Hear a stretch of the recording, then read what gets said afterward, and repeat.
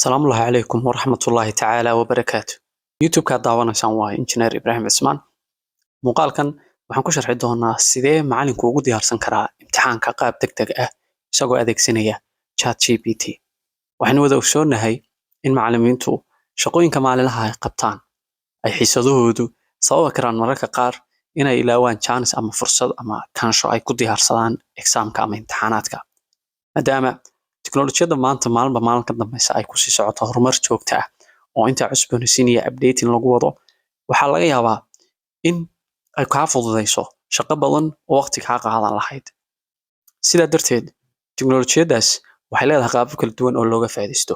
Waxaan rabaa markaa casharkan inaynu ku sharaxno sidee macalinku ku diyaarsan karaa imtixaanaad qaab degdeg ah isagoo isticmaalaya ChatGPT. ChatGPT wuxuu leeyahay qaab wax loo weydiiyo.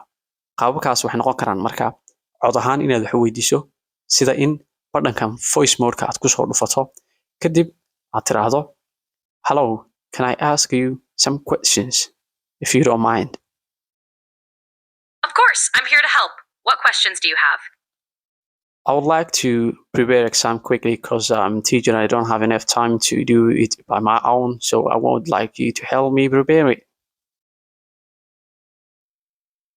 Got it. Let's focus on the most important topics. What subject is the exam for? Okay, waan xidhayaa marka examku waxyaabaha ku saabsan yahay wax iga weydiiyey.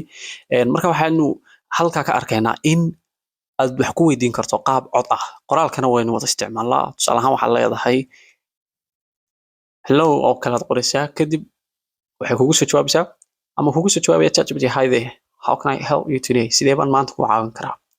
Marka labada qaab waa u weydiin kartaa.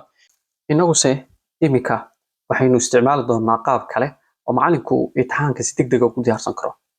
Waxaan soo gelin doonaa ChatGPT buugga maadada dhan ee aan dhigo. Kadib waxaan odhanayaa chapteriska maadadan waxaad iga diyaarisaa imtixaanaad.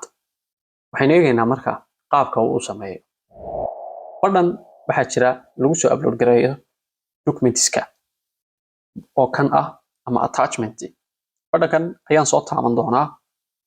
kadib waxay weydiinayaa faylka meeshan ka soo qaadayo maadaama aan rabo inaan buuggii dhex dhigo ardayda maadaama aan imtixaan u diyaarinayo buuggii aan u dhigayay baan soo gelinaya waxaan leeyahay buuggaasaan ardayda u dhigaa imtixaan ka diyaari cutub walba kadib wuxuu leeyahay ma Google Drive-ka ayaa kugu jira buuggu mise Microsoft-ga OneDrive-ka marka waxaan leeyahay computer-ka ayuu ku jiraa upload from computer marka computer-kayga folder kamid ayuu dhex yaala waan leeyahay isaga ayaan ku dhufanayaa marka buuggii meeshuu yaala ayuu geyn doonaa marka okay buuggan PDF-ka ah waxaad aragtaan casharadiisa ay ku qoran tahay basic principles of an operating system ayaan marka rabaa in aan ka diyaariyo imtixaan marka shayga markaan soo doorto waxaan ku dhufan doonaa marka open waxaan kusoo furi doonaa ChatGPT faylkii waad aragtaan isagoo PDF ayaan soo dhex dhigay wareegaya marka waxa laga qabanaya faylkan inaan u qoraan rabo marka waxaan leeyahay marka prepare an exam using this book. Okay, from imtixaankan waxaa ka samaysaa aan leeyahay every chapter in this book. sidoo kale waxaan rabaa inuu jawaabaha maadaama markaan saxayo aan rabo inuu laftirkeeda uu macalinka caawiyo waxaan rabaa inaan dhaho including answers.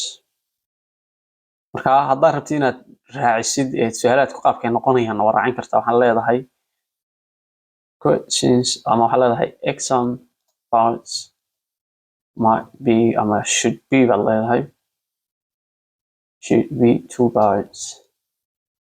qaybta koowaad oo u sheegi kartaa number one waxaa leedahay waxaan rabaa inay noqoto direct questions baad leedahay direct questions. qaybta labaadna waxaad leedahay waxa weeyaan circle the correct answer in google la geliyo su-aasha ama jawaabta saxda ah intaasaan qorayaa enter baan leeyahay marka qaabkan ula hadlayna waa aragtaan imtixaanka wuxuu ku leeyahay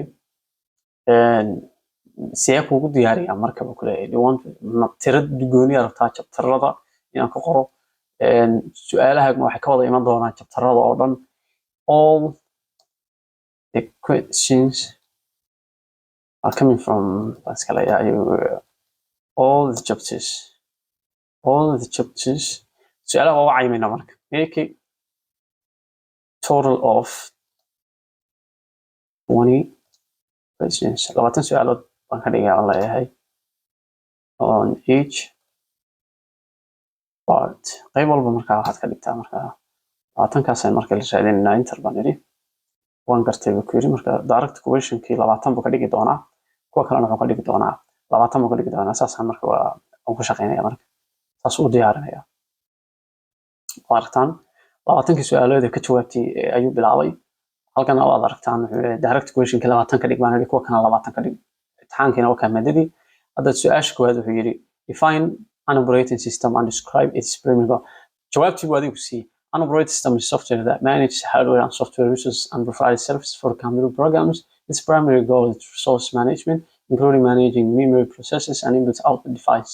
marka qaabkaas uu jawaabtiina ku siinaya marka ardayga su'aasha la weydiinayo waa tan jawaabtiina waa tan ardayga su'aasha la weydiinayo waa tan jawaabtii waa tan marka macaanku qaab dhaqsiya buu jawaabihiisa dhag u diyaarsanaya 20kii su'aalooda ka jawaabta aan weydiiyey markuu dhamaystiro halkanna waxaad ku aragtaan inuu diyaariyey goobo gelidii marka wuxuu ku yidhi A BIOS B kernel C CPU D motherboard marka adiga muxuu ku yidhi jawaabtu waa tee waa kernel qaabkaas u diyaarinaya marka sidaas ayuu marka kugu dhamaynaya imtixaamaadkii 20kii su'aalood iyo 20ka meesha anigu aan idhi each party 20 questions ka dhig each party 10 questions baan ka dhigaya saasaad ugu qori kartaa waad ka dhigan kartaa ta'alaale iyo qaabkaad doonayso marka waa ku biyeysan kartaa easy meesha doonto la aadaysa qoraalka saas fudud ayaa marka ChatGPT ugu diyaarsan kartaa si dhaqsiya ah exam ama imtixaan adiga oo soo upload garan kara buuggii dhammaan ardayda 10 ugu diirisay wahagaag muuqaalkan halkaas ayaan ku soo koobaya